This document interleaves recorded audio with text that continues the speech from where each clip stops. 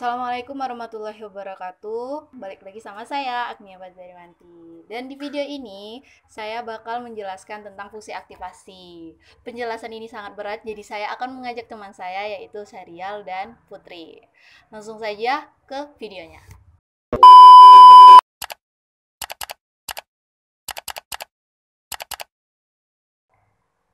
Baiklah, saya akan menjelaskan tentang fungsi aktivasi. Jadi, fungsi aktivasi itu merupakan persamaan matematika yang berada di setiap neuron. Nah, persamaan ini berfungsi untuk mengaktifkan atau mengaktifkan neuron tersebut untuk menghasilkan sebuah prediksi dari model yang telah kita buat. Nah, di sini itu adalah gambar dari gambar utama atau hal yang penting yang ada di neuron, di jaringan saraf maksudnya. Ada input, ada neuron, sama ada output. Nah, di dalam neuron ini disebut dengan hidden layer. Nah, di hidden layer ini terdapat layer-layer lagi yang berisi tentang neuron. Nah, di dalam neuron yang di dalam hidden layer itu baru ada namanya fungsi aktivasi yang berisi persamaan matematika yang bakal menentukan hasil dari prediksi dari model tersebut.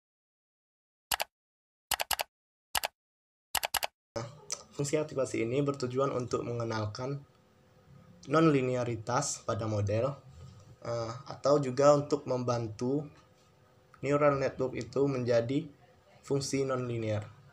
Nah, akan tetapi fungsi linear ini memiliki dua masalah utama. Yang pertama, fungsi aktivasi tidak akan mungkin menggunakan backpropagation untuk melatih model-model turunan, yaitu konstanta, dan juga tidak ada hubungannya dengan proses input yang terjadi. Jadi, pada saat proses ini tidak mungkin untuk kembali dan memahami bobot mana yang ada pada neuron yang diinputkan, sehingga nantinya akan memberikan prediksi yang lebih baik. Yang kedua, semua lapisan pada neural network ini menjadi hancur ketika bergabung dengan fungsi aktivasi linear. Tidak peduli berapa banyak lapisan pada neural network, lapisan terakhir akan menjadi fungsi linear dari lapisan pertama karena menggunakan kombinasi dari fungsi linear ini. Jadi fungsi aktivasi linear akan mengubah neural network menjadi hanya satu lapisan. Oleh sebab itulah, ketika neural network tidak ada fungsi aktivasi, maka neural network akan menjadi fungsi aktivasi maka neural network dengan fungsi aktivasi linear hanyalah model regresi linear biasa. Apabila diterapkan, maka neural network akan memiliki kemampuan untuk menjadi terbatas dalam menangani kompleksitas berbagai parameter dari data yang diinputkan. Nah, itulah mengapa fungsi aktivasi linear ini jarang digunakan dalam deep learning. Saya akan menjelaskan tentang jenis dari fungsi aktivasi. Sebenarnya banyak dari jenis-jenis dari fungsi aktivasi, namun di sini kami akan membahas tentang 4 jenis dari fungsi aktivasi. Yang pertama tuh ada sigmoid, ReLU, softmax, sama Swiss. Pertama saya akan menjelaskan tentang sigmoid. Nah, sigmoid ini merupakan fungsi aktivasi yang sering digunakan untuk memprediksi probabilitas. Karena awalnya itu dia itu ranknya dari 0 sampai 1. Karena probabilitas itu adalah kemungkinan dari 0 sampai 1, makanya sering digunakan di probabilitas. Nah, keuntungan dari menggunakan dari sigmoid ini dapat diturunkan sehingga menghasilkan kemiringan pada dua titik manapun. Dua titik manapun itu maksudnya 0 atau 1. Terus kemungkinan hasilnya itu kemungkinan prediksi yang jelas karena tadi 0 atau 1 aja. Nah, kemudian kekurangan dari sigmoid ini, dia tuh karena 0 sampai 1, kalau lapisannya banyak, itu gradiennya akan lama-kelamaan atau semakin banyak layar, bahkan garisnya itu semakin hilang, gradiennya semakin hilang. Jadi karena garisnya itu hilang, jadi di dalam sana tidak ada pembelajaran. Nah, selanjutnya itu ada yang namanya fungsi aktivasi ReLU, Retrieve Linear Activation Unit. Nah, ReLU ini salah satu tonggak dari pembelajaran mesin yang banyak banget yang hadir sebagai revolusi pembelajaran maksudnya. Nah, jadi fungsi aktivasi ini tuh turunan monotik di mana fungsi akan mengembalikan nilai 0 jika inputan yang kita masukkan bernilai negatif dan mengembalikan nilai X jika inputan yang kita masukkan itu positif. Fungsi aktivasi selanjutnya itu ada namanya softmax. Jadi softmax ini bakal mengubah vektor nilai K menjadi vektor nilai K yang berjumlah 1. Nilai inputnya itu bisa berupa positif, negatif, ataupun 0. Cuman nanti si softmax bakal mengubahnya menjadi nilai antara 0 dan 1. Sebenarnya persamaan fungsi ini hampir sama dengan sigmoid, cuman yang softmax ini digunakan untuk klasifikasi jamak. Sedangkan yang sigmoid itu lebih sederhana. Nah, yang terakhir itu fungsi aktivasi dari namanya Swiss. Jadi Swiss ini terbilang baru karena diterbitkan pada tahun 2017. Kenapa dia baru? Dan ini dikatakan sangat efektif karena telah teruji dibanding dengan ReLU itu 0,6 sampai 0,9% itu akurasinya lebih tinggi. Emang mirip dengan ReLU, cuman si nilai yang cukup besar dari Swiss akan merubahnya menjadi mendekati 1, sedangkan yang negatifnya lebih besar itu akan mendekati nilai 0. Fungsi aktivasi akan digunakan berdasarkan dari kebutuhan dari pengembang, apakah akan digunakan untuk regresi maupun klasifikasi. Berdasarkan 4 contoh yang telah dijelaskan tersebut, maka dapat kita simpulkan bahwa sigmoid dan softmax itu biasa digunakan untuk klasifikasi. Lalu untuk ReLU dan Swiss itu biasa digunakan untuk regresi.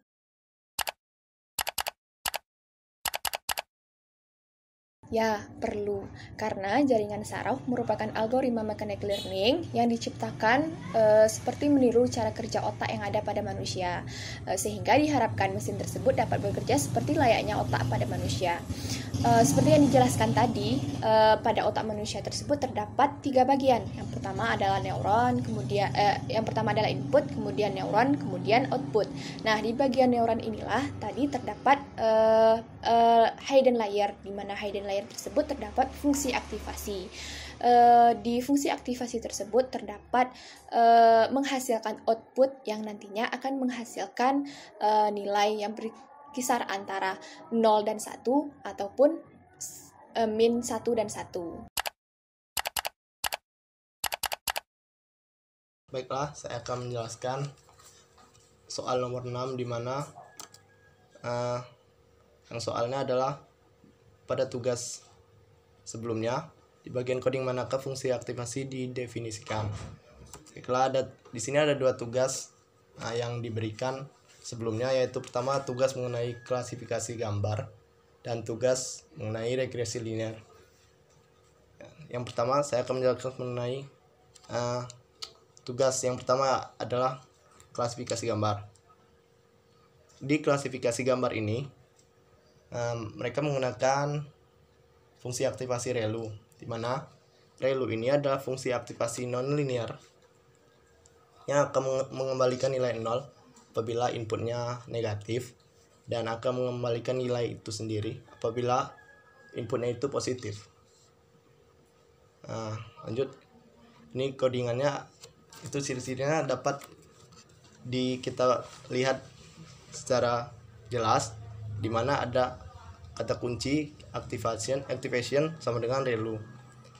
Nah, ini pertama kita melakukan membuat model sekuensialnya.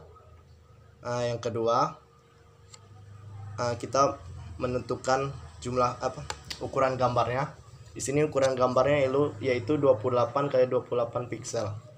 Yang ketiga menentukan jumlah hidden layer yang ada di dalam model. Jumlah hidden layer ini terdapat 128 neuron dan dengan melakukan fungsi aktivasi ReLU. Selanjutnya fungsi ini melakukan pengurangan overfitting pada model. Pengurangannya sebesar 0,2 dan selanjutnya akan mengurangi jumlah hidden layer yaitu sebesar 10 hidden layer. Yang kedua yaitu tugas regresi linear. Regresi linear ini sama juga menggunakan fungsi aktivasi ReLU. ReLU ini seperti yang sudah saya jelaskan tadi, ReLU itu akan mengembalikan nilai 0 apabila inputannya itu negatif, dan akan mengembalikan nilai itu sendiri atau nilai X apabila inputannya itu positif.